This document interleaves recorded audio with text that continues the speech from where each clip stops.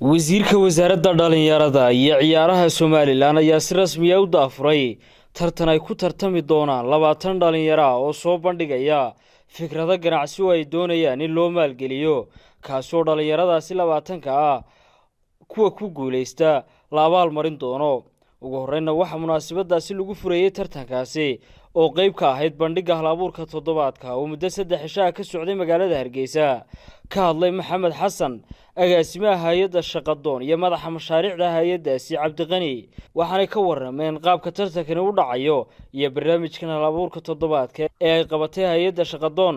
waxaan dhawaatii bar labaad ka faa'iideynaya kasoo qaybgalka muhiimka ah nagala soo qayb gasheen kulankan maanta maamuuska iyo milgaha leh ugu talagalnay inaynu ku xusno wiiga Global Entrepreneurship Week oo ah maalinta saddexaad 20 ka dhalinyarada ka qayb qaadan doona waxay noqon doonaan 4 qaybood.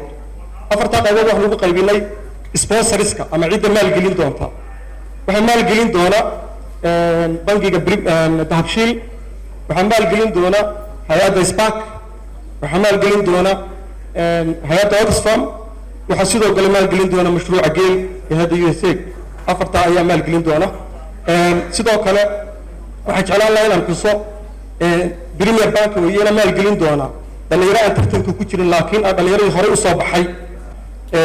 marka waa week aynu siyaabo badan oo kala duwan uga qayb qaadanay activity badan ku soo bandhigayno.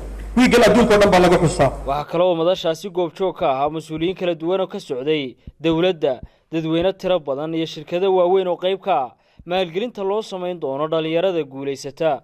waxaana kamid ahaa mas'uuliyiintii halkaasi ka hadlay.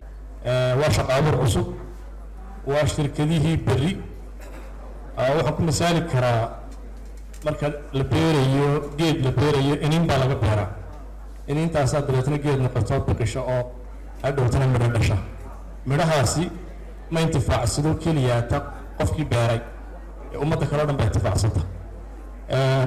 hadda taas waxay ka dhigan tahay ganacsiga hadda la abuuray marka unless idinka dhalinyaradiinu aad digitalka gashaan oo technology-ga barataan ood keentaan ideas and innovations waynu ka hadhaynaa adduunka intiisa kale. Shaqadoon marka keligeed magac may soo hoynay Soomaaliland oo dhan uu soo hoyday marka hambalyo ayaan la yimidan. marka runtii aad baan ugu hambalyeynaa Shaqadoon arrintaas shaqo abuurka inay bilaabaan.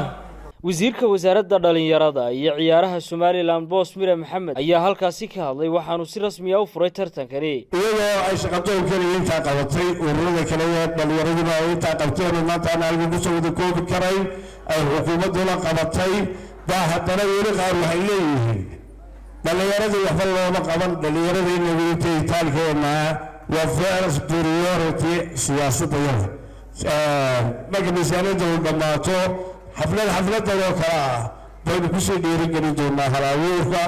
intaasi kadib guddida hagaysay tartankina ayaa madasha la wareegtay iyadoona dhalinyaradii ka qayb galaysay tartankaasi ay halkaasi ku soo bandhigeen fikradahooda ganacsi. guddidana su'aalo ka weydiisay fikradahaasi.